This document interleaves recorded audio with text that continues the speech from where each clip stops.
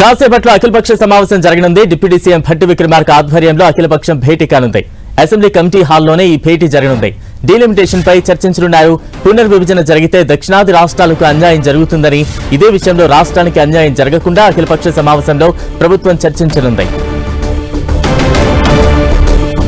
అఖిలపక్ష భేటీకి సంబంధించి మరింత అప్డేట్స్ అందించేందుకు మా ప్రతినిధి ప్రతాప్ సిద్ధంగా ఉన్నారు. ప్రతాప్, బలరాం, జిల్లాల నియోజకవర్గాల పునర్విభజనకు సంబంధించిన అంశం ఇప్పుడు హాట్ టాపిక్ గా మారిందని చెప్పుకోవచ్చు. మొత్తం దేశవ్యాప్తంగా కూడా చాలా చోట్ల నియోజకవర్గాల పునర్విభజనకు సంబంధించి కేంద్ర ప్రభుత్వం చేస్తున్న అంశానికి సంబంధించి పైన కూడా ముఖ్యంగా దక్షిణాది రాష్ట్రాలు దీనిపైన తీవ్ర అభ్యంతరం వ్యక్తం చేస్తున్నాయి. దీనికి సంబంధించి కూడా సీఎం రేవంత్ రెడ్డి కానీ తెలంగాణ రాష్ట్ర ప్రభుత్వం కూడా ముందుకు వెళ్లాలి. ఖచ్చితంగా ఈ విషయంలో దక్షిణాది రాష్ట్రాలకు అన్యాయం జరగకుండా చూసుకోవాల్సిన బాధ్యత మన పైన అందరిపైన ఉందంటూ కూడా సీఎం రేవంత్ రెడ్డి పదే పదే చెప్తున్నారు. ఈ అంశానికి సంబంధించి కేంద్రం అయితే ఇప్పటికీ ఒక తేనెతుట్టు కదిలించింది. ముఖ్యంగా నియోజకవర్గ పునర్విభజనకు సంబంధించి కూడా ముఖ్యంగా ఇప్పటికే డాటాను కూడా సేకరిస్తుంది. అన్ని జిల్లాల నుంచి కూడా కలెక్టర్ల నుంచి కూడా సమాచారం సేకరిస్తున్న నేపథ్యంలో దీనికి సంబంధించి 2026లో నియోజకవర్గాల పునర్విభజన చేయాలని చెప్పేసి ఒక చట్టం ఉంది. కాబట్టి అందులో భాగంగా నియోజకవర్గాల పునర్విభజన గనక కేంద్రం ఆలోచన అనుగుణంగా చేసినట్లయితే కనుక ఉత్తరాది రాష్ట్రాల్లో పెద్ద ఎత్తున నియోజకవర్గాలు పెరుగుతాయి.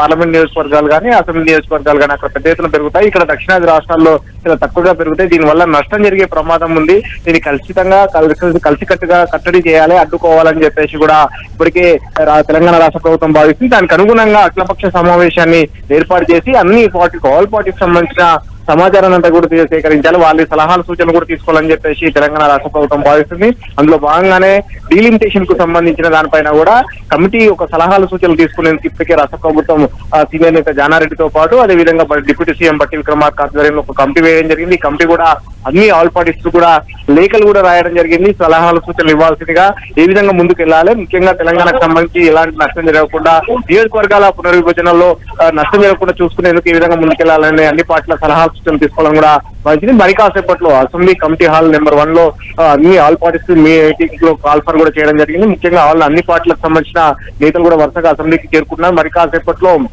కమిటీ హాల్లోని నెంబర్ 1 లో ఈ సమావేశం జరుగుతుంది. డిప్యూటీ సీఎం భట్టి విక్రమార్క ఆధ్వర్యంలో ఈ సమావేశాన్ని నిర్వహిస్తున్నారు. దీనికి సంబంధించి కూడా నేతలను ఆహ్వానించి వారి నుంచి సలహాలు సూచనలు తీసుకొని కేంద్రంకి అంశానికి సంబంధించి కూడా పంపించాలని కూడా తెలంగాణ రాష్ట్ర ప్రభుత్వం భావిస్తుంది.